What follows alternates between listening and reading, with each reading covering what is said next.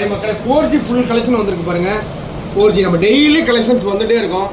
Redmi 6 4GB RAM 64GB Redmi 6 ஃப்ரெஷ்ஷாக box piece இதெல்லாம் எப்படி இருக்குன்னு பார்த்துங்க.